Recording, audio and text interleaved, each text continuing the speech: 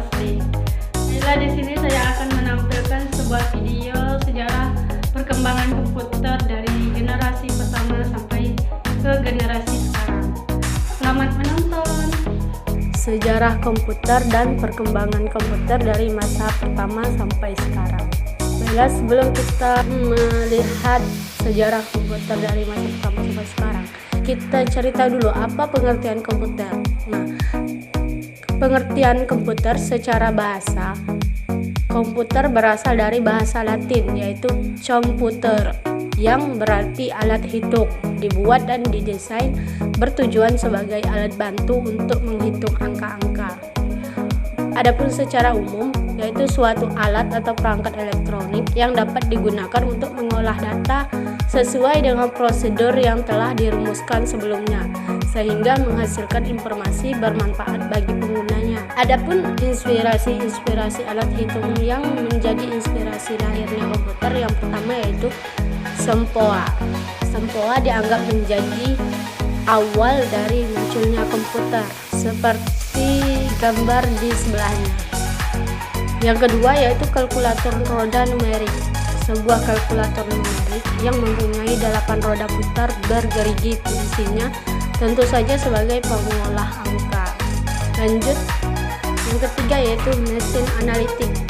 Mesin analitik adalah mesin dengan perhitungan otomatis, ditemukan oleh Charles Babbage. Yang keempat yaitu mesin tik atau mesin ketik, adalah mesin atau alat elektronik dengan sebuah set tombol-tombol, apabila ditekan menyebabkan huruf dicetak pada dokumen. Lanjut kita ke perkembangan komputer. Perkembangan komputer itu dibagi menjadi 5 generasi. Generasi pertama yaitu dari tahun 1945 sampai 1955. Generasi kedua dari 1955 sampai 1965. Generasi ketiga dari 1965 sampai ke 1980. Generasi keempat dari 1980 sampai ke 2000. Generasi kelima dari tahun 2000 sampai ke masa sekarang. Lanjut, generasi yang pertama ya. Komputer generasi pertama itu dibuat dengan menggunakan tabung vakum sebagai komponen dasar pembuatannya. Ciri-ciri generasi pertama yang pertama yaitu memiliki ukuran yang besar,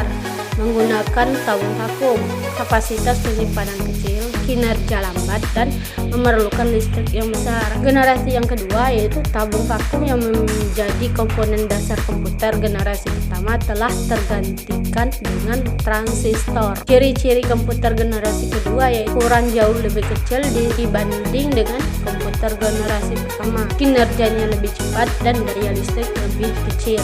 Lanjut ke generasi ketiga. Generasi ketiga yaitu komputer yang dibuat menggunakan integrated circuit atau IC.